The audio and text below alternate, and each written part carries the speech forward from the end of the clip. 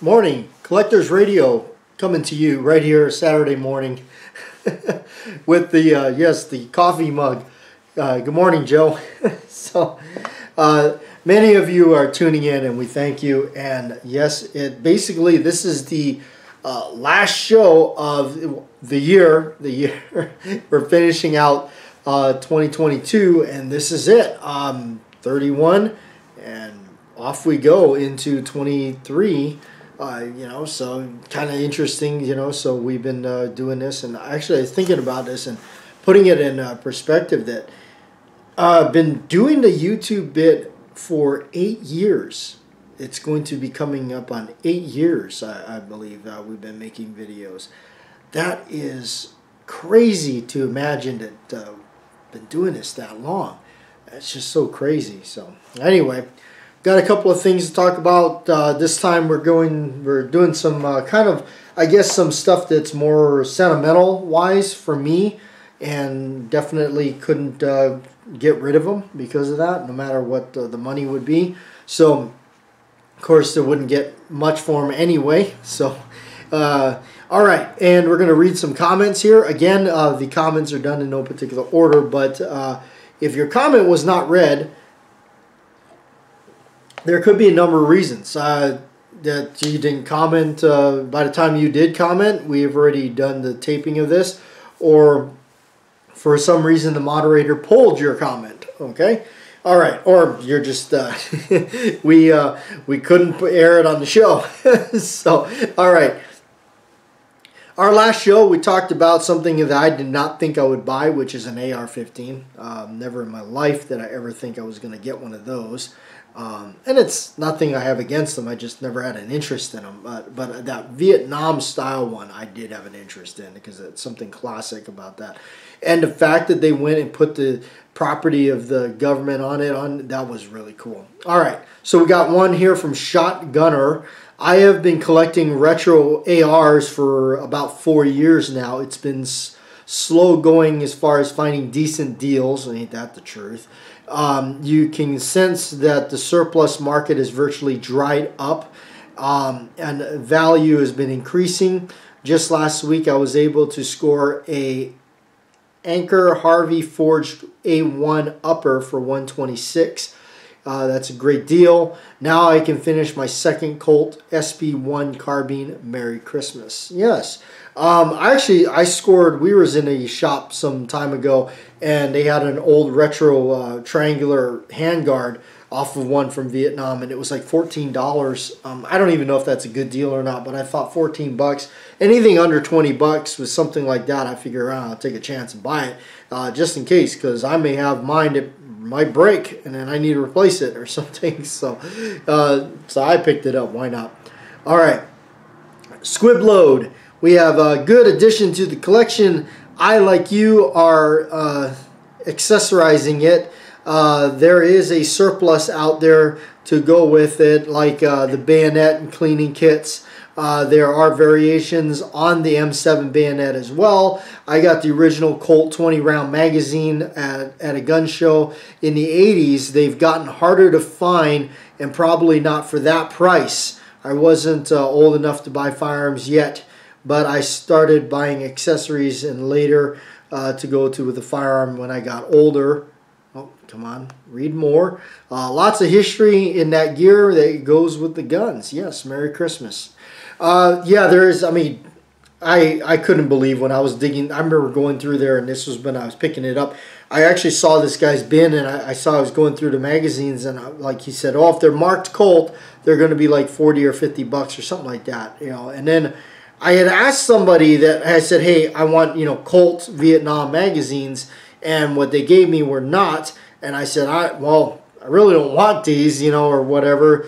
But I was lucky enough. I think somebody traded me out for legit Colt ones that were from Vietnam. So now I got lucky on that one. But anyway. All right. Danger Man. Merry Christmas, BATJAC. I watched McHugh recently and saw BATJAC was the name of the production company. I love that AR. Vietnam era is so cool. I have the copy of the CAR 15 XM177 with the oversized flash hider. Not exactly a perfect replica A2 sights, but close enough for me. Very much like movie guns. The appeal is the association with historical time period, and you almost can smell the jungle when you hold one of these. Know exactly what you're talking about. Yes, and the channel name does come from John Wayne's production company that he created way back. Actually, I think the term was actually it was actually misspelled. And I think he just didn't want to, he didn't have the heart to tell the person they misspelled it when they did all the finalizing on it. So he just rolled with it. And of course, you know, I've been a big Duke fan and I like all of his films and, you know, most of them. And so, you know, I always thought it was I really wanted something kind of unique for the channel to kind of, I think originally when I first started the channel, and it was not to make videos. I think I was like Harry Callahan. No kidding. So, all right, and my very first subscriber, I still know who my very first subscriber was, from France, Tier Foon. I'll never forget that. He had subscribed to my channel with nothing, with just a name, and that's what inspired me to make a video. So, all right. Harrison Mantooth, Merry Christmas, BATJAC, to you and your family. Hope your wishes are fulfilled. I too have always admired the design of the Vietnam era M16 rifle back when they were more or less common. They were out of my reach because we were living in California, and they were outlawed to the general public. Now, like you said, they're quite expensive. Me being retired on a fixed income, I can't justify buying one now, so I'll just stick with the M1 Garands, just like the new Python I was drooling over. $1,500 price tag is out of my reach. Great video, BATJAC. I always enjoy watching your channel. Thanks for sharing another great video with us. You are very welcome. And you know what? Like the M1 Garands are price pointed, like, you know, out of my reach, really. I mean, those are like a couple of $1,000s in some of the cases I've seen. So, I have an old M1 carbine, which I like better because it's lighter and it's not such a clunker to lug around and everything. So I kind of am partial to the carbine. All right, and that's from Stan in Idaho. The Scottish American, nice pickup. I was never a AR guy until I started putting my own together. Now I have Lost Count is something I really enjoy. I am working on a 1911 build as well. Hope you have a good Christmas there, brother. And thank you very much. Snappers Antique Firearms Unlimited, Snafu. Really cool retro AR. I am like you, and ARs just don't do much for me. I like them, and I made a M4 clone of the M4 I carried in the Army, but I really like the looks of the Vietnam era M16. I love the looks of the M7 bayonet. My father passed away recently. I'm sorry. When we were going through his stuff, I found a M9 Forbes 3 bayonet. It's crazy Rambo looking bayonet. It's a crazy Rambo looking bayonet. All right. Joe P. Morning. And I love the history of that rifle. But I, too, never owned an AR. The ones available in Cal are really restrictive and never had interest in me. I'd rather spend those dollars on a nice lever action, or nicer lever actions. You know what? I mean, I agree with you. I mean, my interest in that AR was, you know, there was very specifics, and that's why I never really bought one, and that one met all those specifics I was looking for. So, all right, Slimfire 54, awesome radio show, JW, and cool M16. Have a great Christmas to you and your family. Thanks, Slim. Thank you. All right, Waterhead 1, beautiful Colt. I love the look of the M16A1. I missed out on buying the Colt M16A1 parts kit. Can't find them now.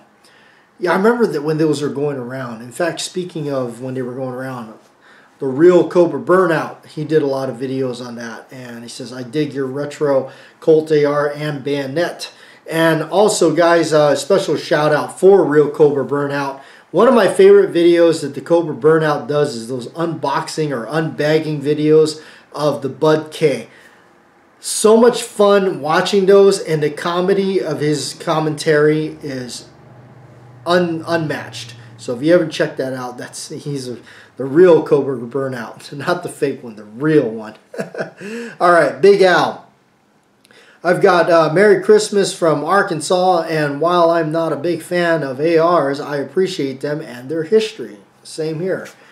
All right, Lions Quest Fitness is Merry Christmas, buddy, from South Carolina, and Merry Christmas to you. CZ 9mm USA responds Merry Christmas. All right, Stephen K, Merry Christmas to all from CT. Okay, all right, we got all that done. We read them all, and there was no questions. Always remember, guys, you can throw in a question in there if you want, and we can get to going through it. But, you know, to put things in perspective, and I was thinking about how long we've been doing this channel, and it just, you know, coming up to 8 years. I think it's like 8 years next year, I think it is. You know, I mean, it's just going to be, just to think about all the videos that we've done, all this carrying a camera around and filming this and filming that and going to all these places, and just to think how much time has passed. I had a lot of friends with me early on when we were doing a lot of the videos back on the island. A lot of friends are jumping in and helping out and doing videos when I started really getting serious into making the videos. And mostly, and still is, it was the fun aspect of it. I always loved film and photography and all that, and it just took off. I didn't expect to actually gain any kind of following, but you guys definitely proved that to be completely wrong. I definitely did not imagine we would be hitting numbers, subscription numbers that we hit, let alone we got some videos on there that are over 2 million views just on one video alone. Just blows my mind. It really does. And I thank everybody that clicks on the videos. I mean, that's amazing.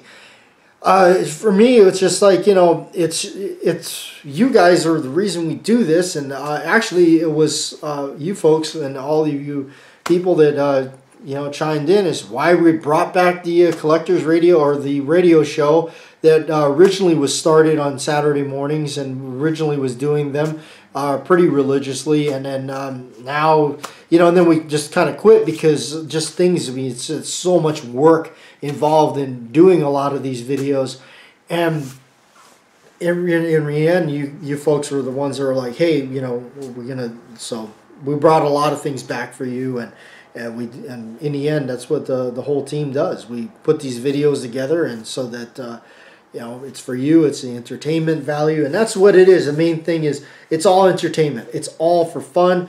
I don't like people, you know, I mean, life is full of a lot of down moments, and especially when you look at what's going on in the world and all that.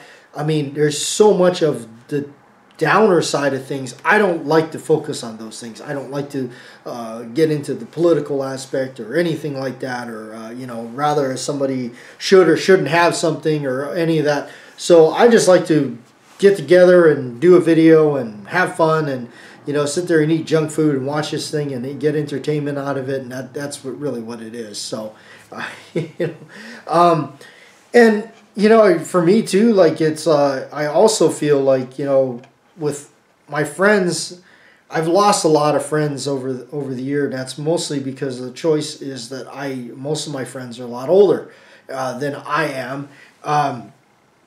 They are, you know, one of my friends I lost last year, I believe it was, yeah, because I was still over in the apartments. I had lost a really good friend of mine where we used to go and shoot. Back in the island, all that green, luscious range that you would see. In fact, it's one of our, you know, all of our early range videos that was all filmed on his property. That was my buddy Ron, and Ron had passed away, and he passed away while I was gone, obviously out here. And you know, I really miss the guy a lot, and because, you know, he shared he shared what he had with so many of us. We had a lot of group of us that would go up there, hang out, eat food, watch TV, and for like me, I run down to his gun range, which is basically his front yard, and have at it. And I mean, shoot stuff up, blow stuff up, and just have one heck of a time out there. And so, you know, and losing friends like that, and of course, a lot of people that hung around up there. There's at least 2 others that we were hanging out up there a lot together had passed away as well. So it really is. It's just so difficult to, you know, go through anything. I realized it too myself, that it's like, well, you know, like, heck, man, you know, like, I mean, I've even realized, like, when I talk to some of my other friends that are, they've actually moved out and moved on, and one of my close friends back in the early vlog days, for those of you that even go back further with me on the channels, when I used to do a daily vlog on my other channel that I did. I had a second channel. I still have the other channel. I just don't upload there as much, but I'll try to get around to doing so maybe when life does some more changes and enables me to do some more other type of unique videos. But I did a daily vlog for a long time, and actually mentally for me that helped so much to do something every day and help, and I had an audience, people were watching it, people were commenting. A lot of you that are actually watching this remember those. I know Joe does. So, you know, we were doing a lot of that stuff. And a friend of mine that I used to go over a lot, he had a VR equipment, and he did that big Halloween special where we decorated the outside of his house, went all out. He actually moved away from the island, which I never would have thought would happen. But I moved, and then he moved, and he went over, and he's living somewhere out in the Midwest now. And I, you know, thinking that, you know, he would move. No way. What the heck, you know? But he was, you know, he's still, to this day, he's like one of my best friends. And, you know, he, because he worked, he had access to get to the airport. He came down to the airport inside the gate with me when I flew away from the island for that last time. I mean, to pretty much, that's it. I mean, I packed up everything and moved out to another state, and off we go. That brings me to this firearm, which this happens to be a Colt Agent. It's a 38 Snubby. This is actually my uncle's gun. My uncle lived next door to me, and this is his.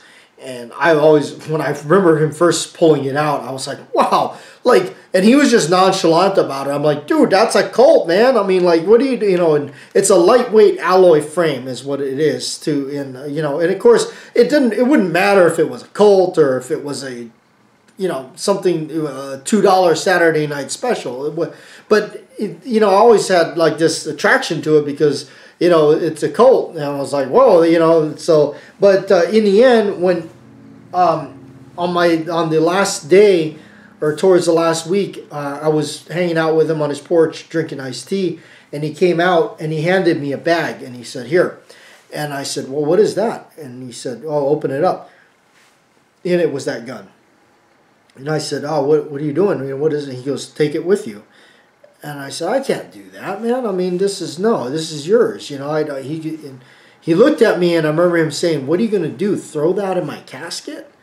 You know, and that really, you know, that to me too, like it reminded me that, hell, I ain't 30 anymore, you know, or, you know, it's like, and my uncle's sitting here, and he's, you know, I mean, geez, I mean, you'd think, well, he's, you know, he's got to be in his 80s now. It's just, you know, that you just put that in perspective. You know, he's right, you know, but he gave it to me as my parting gift, and I will always have it. It's something I can't get rid of because it's his gun. And like I said, it wouldn't matter if it was a Colt or something else, but now it's just, I don't look at it that way. It's not, you know, this is my uncle's gun. It's not, to me, it's not a Colt Agent or whatever that it is. This is my uncle's gun. I keep it mainly because that's his. And that's kind of what I'll remember. And, you know, and I know, and that was the hardest part of leaving the island and leaving stuff like that, because knowing that I probably am not going to see him alive again. When I left too, my mom had this little dog, and his little Caesar, and just knowing too, and he was old when I left, and I mean, just knowing that I probably won't ever see that little guy again. And sure enough, yeah, he had passed away, so it just, time and life just goes so quickly.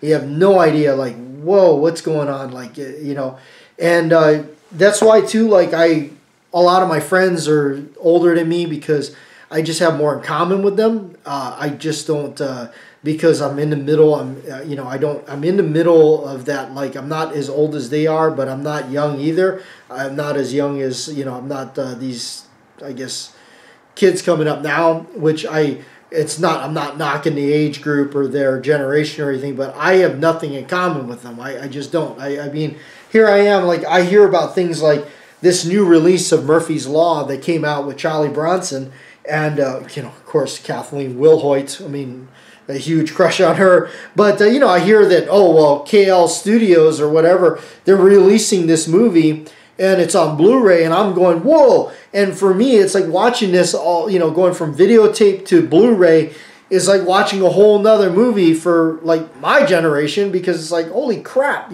so that kind of stuff, it really, it's like, damn, or movies like Sharky's Machine, because Bert is Sharky and nobody leans on Sharky's Machine.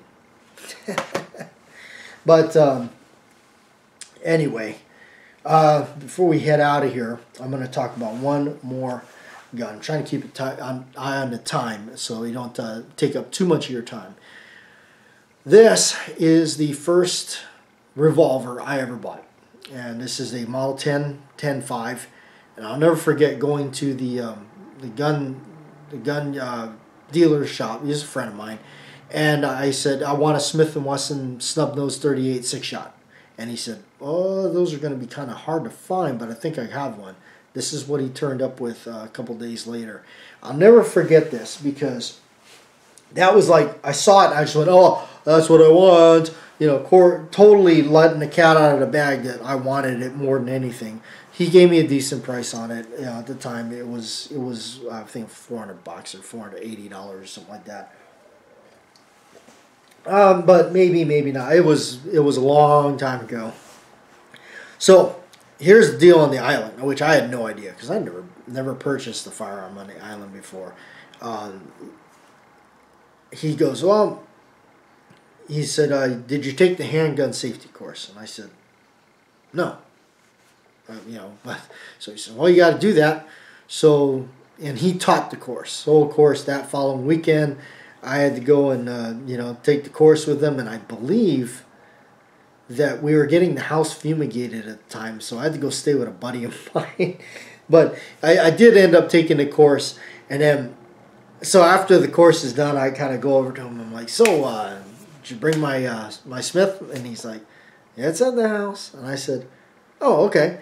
I was like, can we go pick it up? He goes, well, yeah, I'll give you the information on it. I said, what do you mean? I had no idea that now that I had my my training class done, you get a piece of paper that says, oh, you've completed the course.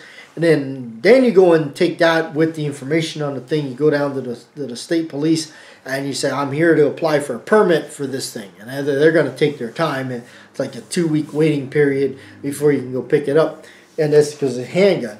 And so I had no idea of all this. And I tell you, by the time everything was said and done, it probably was close to a month before I saw that thing again. And that was like the longest waiting time in my life. I tell you, all I kept thinking about was that thing, and just I was so excited to finally get to pick it up when that day finally came. I mean, I tell you, I never forget. You're always waiting by that phone, waiting for them to call you, and we go, oh, hey, this is the Hawaii County State Police. Your handgun permit is ready for pickup. And you go run down there and you go pick. I mean, it was like double Christmas. In a sense, it was like kind of really fun because you know you get it's like giving yourself a Christmas present, but at the same time it sucks because it's like you don't really. Now I live in a state obviously where it's just like you just go down, you fill out the standard form, they do a background check, and then you're good to go. Once they clear you, you're good to go. So a little bit different now, but anyway, a lot of times, a lot of good moments, a lot of memories. And I can't believe it's still here with you. And it's been as many years as it's been making videos and doing all this stuff and talking to you folks and reading your comments and all that. Hard to believe all this time has passed and we're still doing this and we're still chipping away at this, and you guys are still clicking on the videos. You folks are still watching and commenting and all that, and it means a lot to me because YouTube gave me something too that it was a really positive focus in life. It was something to do, and I really enjoy doing it. And it's a lot of videos I make, and you know what? I mean, all these people, you keep subscribing and keep watching. It's still shocks me that we're still doing this, and we still got the following that we do, and people still enjoy it. And you sat here for what?